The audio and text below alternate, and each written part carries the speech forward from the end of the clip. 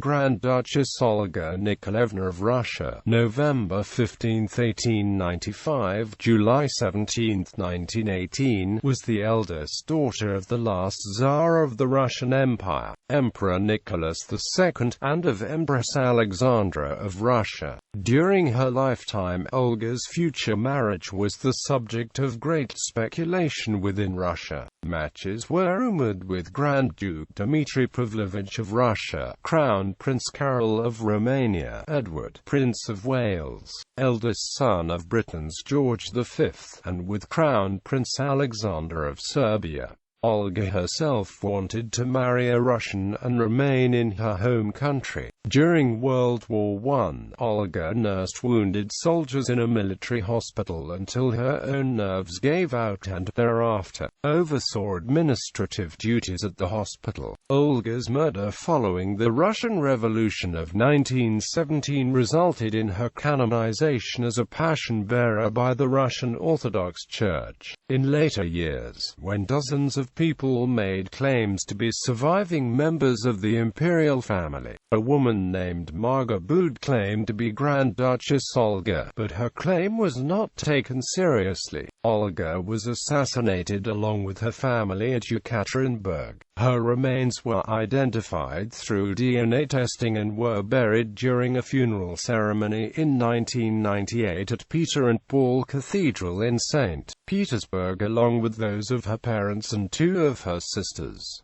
Early life and childhood. Olga's siblings were Grand Duchesses Tatiana, Maria, Anastasia, and Tsarevich Alexei of Russia. Her Russian title is most precisely translated as Grand Princess, meaning that Olga, as an imperial highness, was higher in rank than other princesses in Europe who were royal highnesses. However, Grand Duchess is the usual English translation. Olga's friends and family generally called her simply Olga Nikolaevna and nicknamed her Olishka, Olenka, or Olya. Among her godparents was her great-grandmother, Queen Victoria. Olga was most often paired with her sister Tatiana. The two girls shared a room, dressed alike, and were known as the Big Pair. From her earliest years she was known for her compassionate heart and desire to help others, but also for her temper, blunt honesty, and moodiness.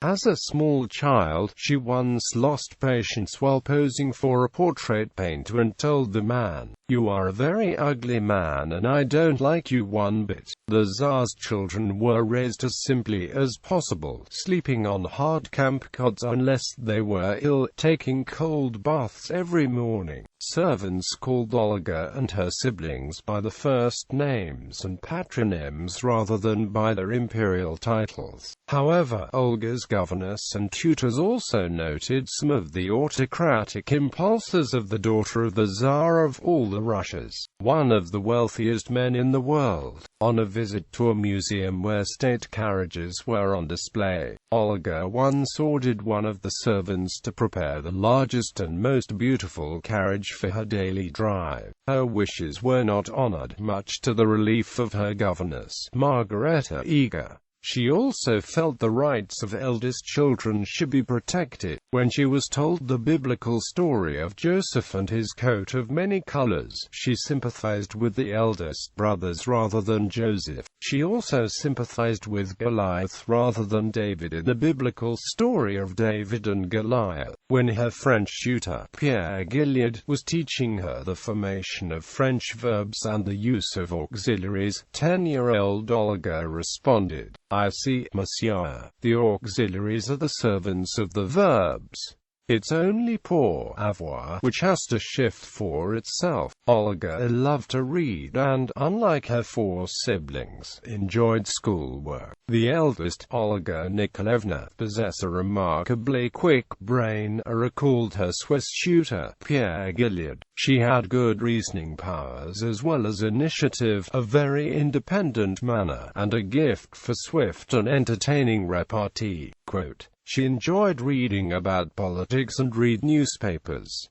Olga also reportedly enjoyed choosing from her mother's book selection. When she was caught taking a book before her mother read it, Olga would jokingly tell her mother that Alexandra must wait to read the novel until Olga had determined whether it was an appropriate book for her to read. Margaret Eager also noted that Olga was bright but said she had little experience with the world because of her sheltered life. She and her sisters had little understanding of money because they had not had an opportunity to shop in stores or to see money exchange hands. Young Olga once thought that a hat maker who came to the palace had given her a new hat as a present. Olga was once frightened when she witnessed a policeman arresting someone on the street. She thought the policeman would come to arrest her because she had behaved badly for Miss Eager. When reading a history lesson, she remarked that she was glad she lived in current times, when people were good and not as evil as they had been in the past. When she was 8, in November 1903, Olga learned about death first-hand when her first cousin, Princess Elizabeth of Hessen by Rhine, died of typhoid fever while on a visit to the Romanovs at the Polish estate. My children talked much of Cousin Ella and how God had taken her spirit, and they understood that later God would take her body also to heaven, wrote Eager. On Christmas morning when Olga awoke, she exclaimed at once, "Did God send for Cousin Ella's body in the night?" I felt startled at such a question on Christmas morning, but answered, "Oh, no, dear, not yet." She was greatly disappointed, and said, "I thought he would have sent for her to keep Christmas with him." Adolescence and relationships with parents. Her chief characteristics were a strong will and a singularly straightforward habit of thought and action, wrote her mother's friend Anna Varubova, who recalled Olga's hot temper and her struggles to keep it under control. Admirable qualities in a woman. These same characteristics are often trying in childhood, and Olga as a little girl sometimes showed herself willful and even disobedient. Olga idolized her father and wore a necklace with an icon of Saint Nicholas on her chest. She, like her siblings, enjoyed games of tennis and swimming with her father during the summer holidays and often confided in him when she went with him on long walks. Though she also loved Alexandra, her relationship with her mother was somewhat strained during her adolescence and early adulthood. Olga is always most unamiable about every proposition. "They may end by doing what I wish," wrote Alexandra to Nicholas on March 13, 1916, "and when I'm severe, sulks me." Quote. In another letter to Nicholas during World War I, Alexandra complained that Olga's grumpiness, bad humor and general reluctance to make an official visit to the hospital where she usually worked as a Red Cross nurse made things difficult. Olga also occasionally found her mother's attitude trying. Parlourmaid Elizaveta Nikolaevna Erzberg told her niece that the Tsar paid closer attention to the children than Alexandra did, and Alexandra often was ill with a migraine or quarreled with the servants. In 1913, Olga complained in a letter to her mother, Dowager Empress Maria Feodorovna, about her mother's invalidism. "As usual, her heart isn't well," Olga wrote. "It's also unpleasant." Queen Maria of Romania, who met Olga and her sisters when they visited Romania on a state trip in 1914, commented in her memoirs that the girls were natural and confided in her when Alexandra wasn't present. But when she appeared, they always seemed to be watching her every expression so as to be sure to act according to her desires. As an adolescent, Olga received frequent reminders from her mother to be an example for the other children and to be patient with her younger sisters and with her nurses. On January 11, 1909, Alexandra admonished 13-year-old Olga for rudeness and bad behavior. She told the teenager that she must be polite to the servants, who looked after her well and did the best for her, and she should not make her nurse nervous when she was tired and not feeling well. Olga responded on January 12, 1909 that she would try to do better, but it wasn't easy because her nurse became angry and cross with her for no good reason. However, Erzberg, one of the maids, told her niece that the servants sometimes had good reason to be cross with Olga because the eldest Grand Duchess could be spoiled, capricious, and lazy. On January 24, 1909, Alexandra scolded the active teenager who once signed another of her letters with the nickname Unmounted Cossack. Again, "You are growing very big. Don't be so wild and kick about and show your legs. It is not pretty. I never did so when your age or when I was smaller and younger even." 3 years later, Alexandra blamed 16-year-old Olga, who was sitting beside her 7-year-old brother, for failing to control the misbehaving Tsarevich Alexei during a family dinner. The spoiled Alexei teased others at the table, refused to sit up in his chair, wouldn't eat his food and licked his plate. The Tsarina's expectation was unreasonable, said Grand Duke Konstantin Konstantinovich of Russia, a distant cousin of the imperial family. "Olga cannot deal with him," he wrote in his diary on March 18, 1912. Court official A.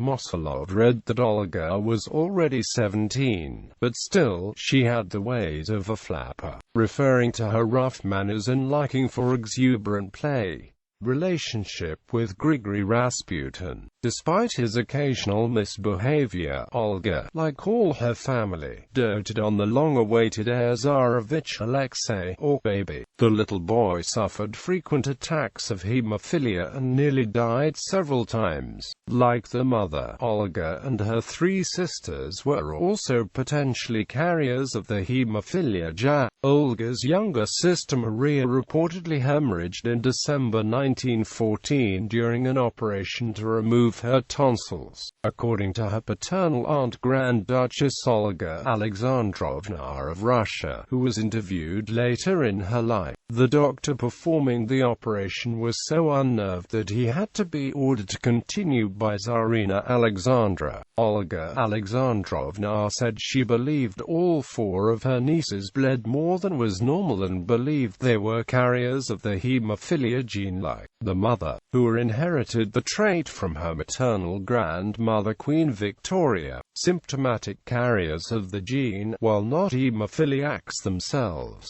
can have symptoms of hemophilia including a lower than normal blood clotting factor that can lead to heavy bleeding. Olga's mother relied on the counsel of Grigory Rasputin, a Russian peasant and wandering starets or holy man, and credited his prayers with saving the ailing Tsarevich on numerous occasions. Olga and her siblings were also taught to view Rasputin as our friend and to share confidences with him. In the autumn of 1907, Olga's aunt Grand Duchess Olga Alexandrovna of Russia was escorted to the nursery by the Tsar to meet Rasputin. Olga, her sisters and brother were all wearing the long white nightgowns.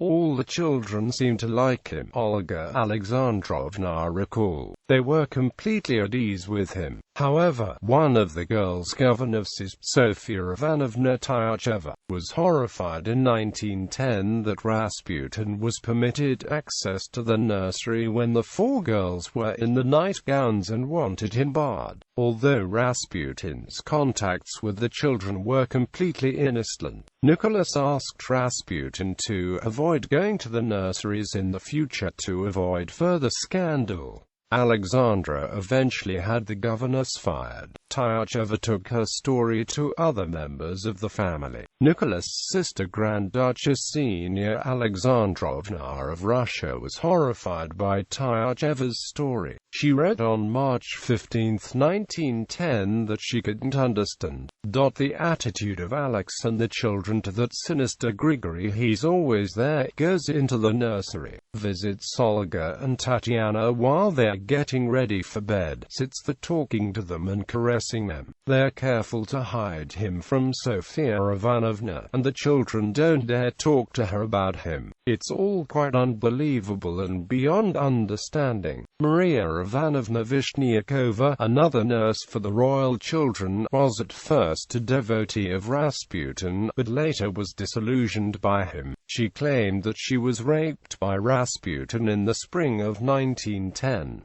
The Empress refused to believe her and said that everything Rasputin did was holy. Grand Duchess Olga Alexandrovna was told that Vishniakova's claim had been immediately investigated, but they caught the young woman in bed with a Cossack of the Imperial Guard.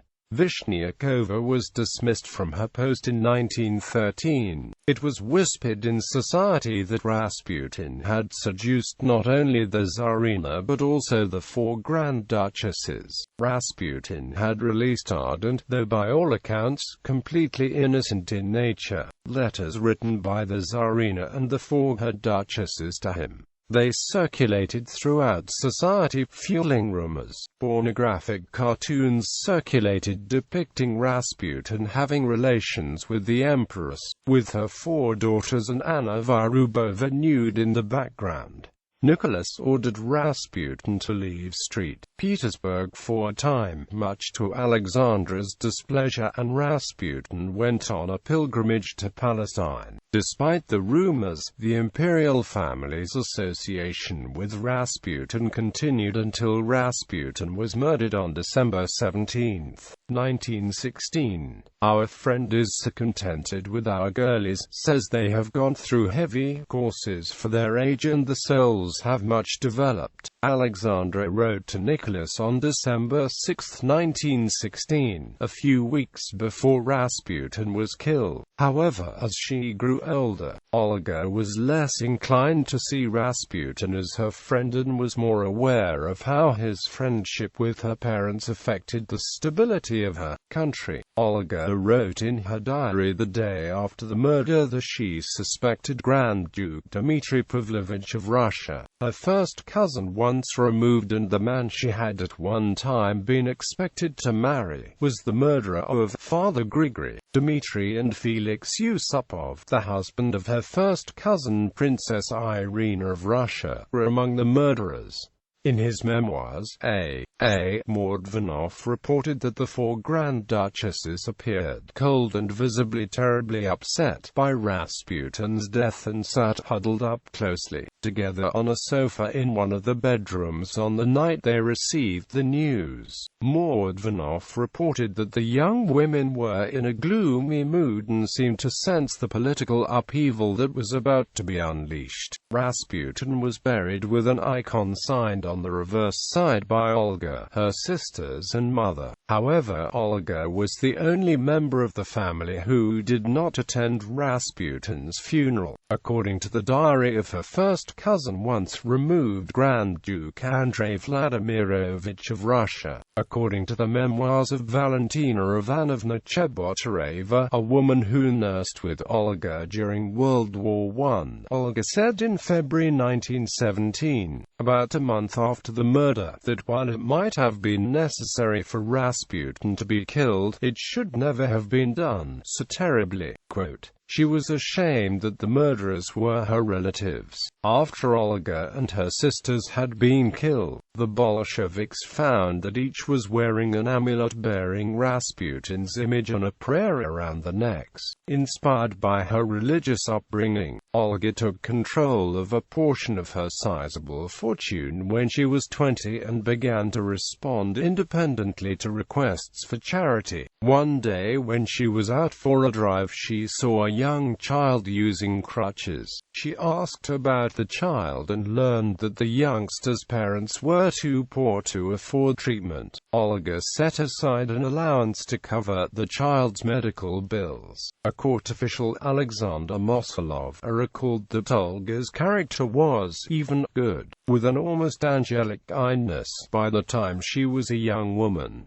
Romances and marital prospects. Olga was a chestnut blonde with bright blue eyes, a broad face and a turned-up nose. She was considered less pretty than her sisters Maria and Tatiana, though her appearance improved as she grew older. As a child she was plain. At 15 she was beautiful, wrote her mother's friend Lily Den. She was slightly above the medium height, with a fresh complexion, deep blue eyes, quantities of light chestnut hair, and pretty hands and feet. Olga and her younger sisters were surrounded by young men assigned to guard them at the palace and on the imperial yacht Standard, and were used to mingling with them and sharing holiday fun during their annual summer cruises. When Olga was 15, a group of officers aboard the imperial yacht gave her a portrait of Michelangelo's nude David, cut out from a newspaper, as a present for her name day on July 11, 1911.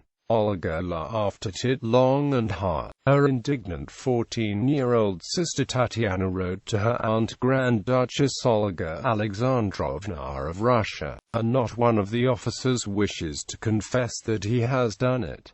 Such swine, aren't they? At the same time the teenage Olga was enjoying her innocent flirtations, society was buzzing about her future marriage. In November 1911 a full-dress ball was held at Levadia to celebrate her 16th birthday and her entry into society. Her hair was put up for the first time and her first evening gown was pink. Her parents gave her a diamond ring and a diamond and pearl necklace as a birthday present and symbol that she had become a young woman. A. Bogdanova, the wife of a general and hostess of a monarchist salon, wrote in her diary the following summer, on June 7, 1912, that Olga had been betrothed the previous night to Grand Duke Dmitri Pavlovich of Russia, her first cousin once removed. In his book The Rasputin File, Edward Radzinsky speculates that the betrothal was broken off due to Dmitri's dislike for Grigory Rasputin, his association with Felix Yusupov, and rumors that Dmitri was bisexual. However, no other sources mention an official betrothal to Dmitri Pavlovich. Before World War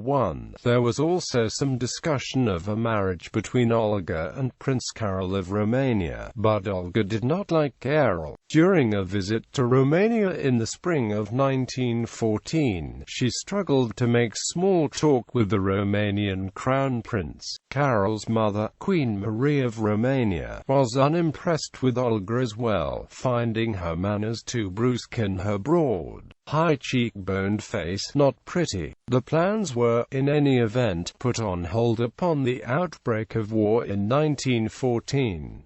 Edward, Prince of Wales, eldest son of England's George V, and Crown Prince Alexander of Serbia were also discussed as potential suitors, though none were considered seriously. Olga told Gilead that she wanted to marry a Russian and remain in her own country. She said her parents would not force her to marry anyone she could not like. While society was discussing matches with princes, Olga fell in love with a succession of officers. In late 1913, Olga fell in love with Pavel Voronov, a junior officer on the imperial yacht Standard, but such a relationship would have been impossible due to the differing ranks. Voronov was engaged a few months later to one of the ladies-in-waiting. God grant him good fortune, my beloved, of Saturn. Olga wrote on his wedding day, "It's sad, distressing." Later, in her diaries of 1915 and 1916, Olga frequently mentioned a man named Mitya with great affection. According to the diary of Valentina Chebotareva, a woman who nursed with Olga during World War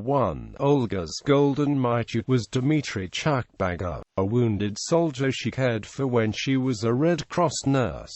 Chebotareva read that Olga's love for him was pure, naive, without hope, and that she tried to avoid revealing her feelings to the other nurses. She talked to him regularly on the telephone, was depressed when he left the hospital, and jumped about exuberantly when she received a message from him. Dmitri Chakbagov adored Olga and talked of killing Rasputin for her if she only gave the word. because it was the duty of an officer to protect the imperial family even against the will. However, he also reportedly showed other officers the letters Olga had written to him when he was drunk. Another young man, Volodya Volkomsky, appeared to have affection for her as well. "Always has a smile or two for her," wrote Alexandra to Nicholas on December 16, 1916. Chebotareva also noted in her diary Olga's stated dreams of happiness, to get married, always live in the countryside winter and summer, see only good people, no one official. Quote, other suitors within the family were suggested, among them Olga's first cousin, once removed Grand Duke Boris Vladimirovich of Russia. Alexandra refused to entertain the idea of her innocent daughter marrying the jaded, much older Boris Vladimirovich. An inexperienced girl would suffer terribly to have her husband fourth or fifth hand or more, Alexandra wrote. She was also aware that Olga's heart lay elsewhere.